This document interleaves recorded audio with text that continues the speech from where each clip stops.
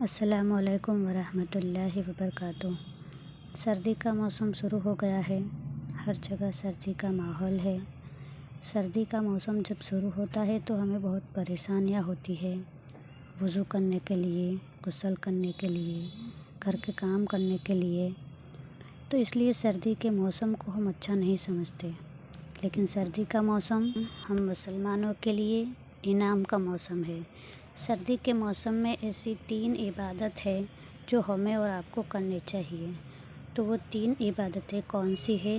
آئیے سنتے ہیں ہمارے مفتی صاحب ایم قاسمی صاحب کو۔ السلام علیکم ورحمۃ اللہ وبرکاتہ۔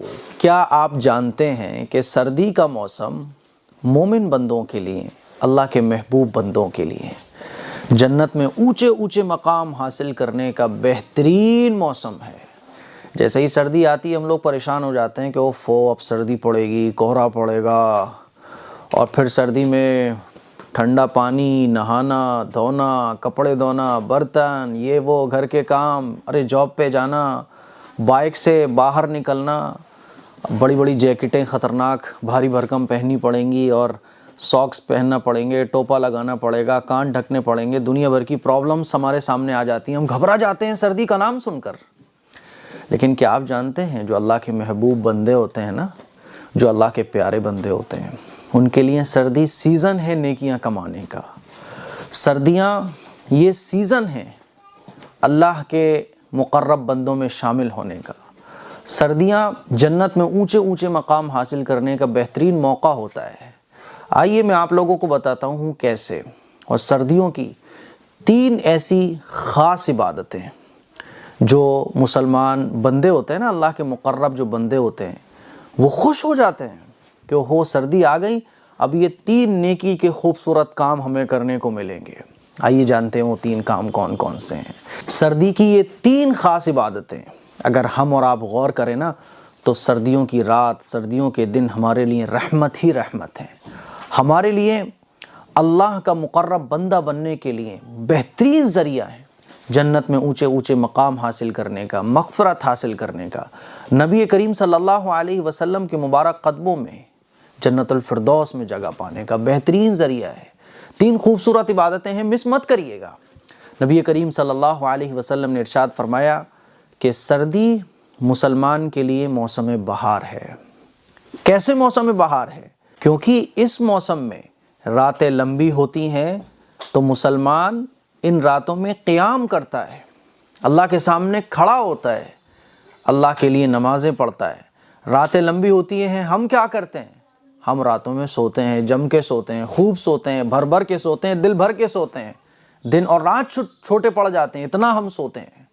حضور نے کیا ارشاد فرمایا کہ مسلمان کے لیے سردی موسم بہار ہے، کیونکہ اس میں راتیں لمبی ہوتی ہیں، تو آرام سے مومن بندہ اللہ کے سامنے قیام کرتا رہتا ہے۔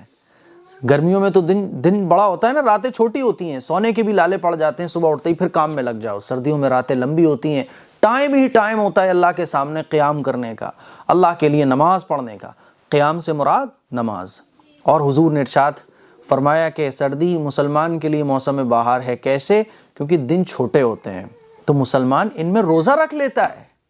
سردی کے جو دن ہوتے ہیں روزہ رکھنے کے لیے بہت آسان۔ آپ صبح سو کے اٹھو، تھوڑا سا نیوز پیپر پڑھو، جاب پہ چلے جاؤ، جاب سے واپس آؤ، افطار کا ٹائم ہو گیا، روزہ پتہ ہی نہیں چلتا۔ ایسے سمجھ لو جیسے گرمی میں ایک کھانے کے بعد دوسرا کھانا، سردی میں اتنا ٹائم روزے کا ہو جاتا ہے۔ تو اس طرح سے سردی جو ہے موسم بہار ہے مسلمان کے لیے۔ راتیں لمبی ہیں، خوب قیام کرنے کا ٹائم مل رہا ہے، اور دن چھوٹے ہیں تو روزہ رکھنا بہت آسان ہو گیا۔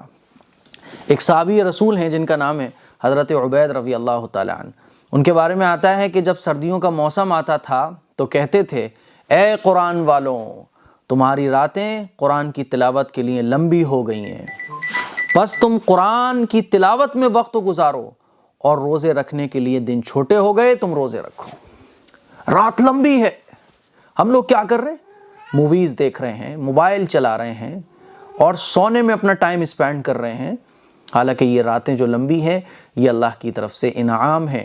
اگر ہم چاہیں تو ان سردیوں کی راتوں کو اپنے لیے انعام بنا سکتے ہیں، نعمت بنا سکتے ہیں، اور سردی کے دنوں کو اپنے لیے عبادت کا ذریعہ بنا سکتے ہیں۔ روزہ رکھ کر، جاگیے راتوں میں آپ اللہ کے سامنے قیام میں، جاگیے راتوں میں اللہ کے سامنے قرآن مجید کی تلاوت میں، سردیوں کی راتوں میں خوب تلاوت کیجیے جتنی کر سکتے ہوں، اور سردیوں کی راتوں میں تہجد کے وقت میں اٹھنا اور اللہ کے سامنے رونا، یہ بڑی خوبصورت عبادت ہے۔ حدیث شریف میں آتا ہے کہ جو بندہ اپنا نرم بستر چھوڑتا ہے، خوبصورت بیوی کو چھوڑتا ہے، پھر اٹھتا ہے تہجد کے وقت میں، وضو کرتا ہے، وضو کرنے کے بعد سردی میں وہ اللہ کے سامنے کھڑا ہو جاتا ہے، حالانکہ نرم بستر بھی اس کی آنکھوں کے سامنے ہے، خوبصورت بیوی بھی ہے، وہ خوب پیاری نیند کو قربان کر کے اٹھائے، اللہ کو ایسے بندے پہ بڑا پیار آتا ہے۔ تو سردی کے موسم میں ایک تو قرآن مجید کی تلاوت اور نماز راتوں میں، یہ پہلی عبادت۔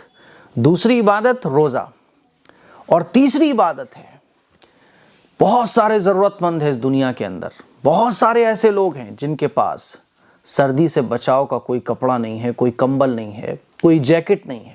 گرمیوں میں تو آدمی بچ جاتا ہے، غریب سے غریب آدمی بھی گرمی سے بچ ہی جاتا ہے، لیکن سردیوں میں بچنا ممکن تب ہی پاسبل ہوتا ہے جب کچھ اوڑھنے کے لیے ہو۔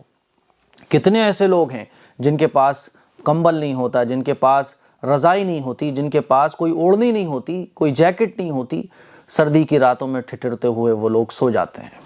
اللہ کے نبی صلی اللہ علیہ وسلم کے ارشاد ہے کہ جو مسلمان کسی آدمی کو، کسی ضرورت مند آدمی کو کپڑا پہنائے تو جب تک اس کے بدن پر کپڑا رہتا ہے، کپڑا دینے والا اللہ کی رحمت میں رہتا ہے۔ اور حضور علیہ الصلوۃ والسلام نے ایک دوسری حدیث میں ارشاد فرمایا کہ جو شخص کسی کو کوئی کپڑا پہناتا ہے تو اللہ تعالیٰ اس کو جنت میں جنت کا سبز لباس پہنائے گا۔ میرے عزیز بھائیوں، سردیوں کا موسم یہ بڑا خوبصورت موسم ہے۔ آپ اپنے پرانے کپڑوں کو، نئی جیکٹ خرید کے لا رہے ہو، دیکھو پرانی جیکٹ آپ کی پڑی ہوئی ہے، اس کو کسی غریب کو دے دو۔ آپ نیا بلینکٹ خرید کے لائے، آپ کے گھر میں پرانا بلینکٹ پڑا ہوا ہے، وہ پرانا بلینکٹ لے کر کسی غریب کو دے دو۔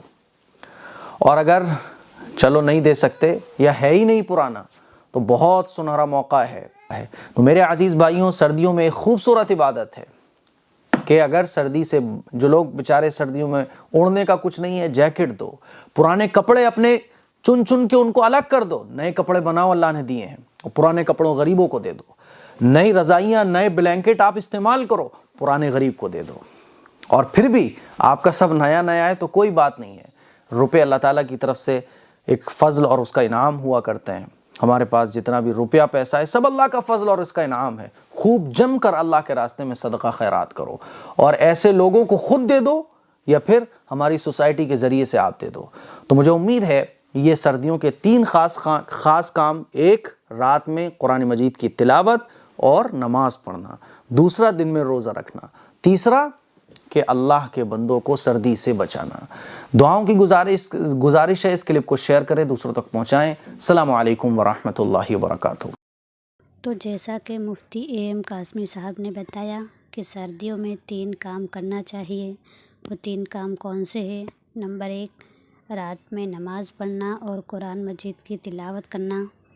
نمبر 2، دن میں روزہ رکھنا، اور نمبر 3، لوگوں کو سردی سے بچانا۔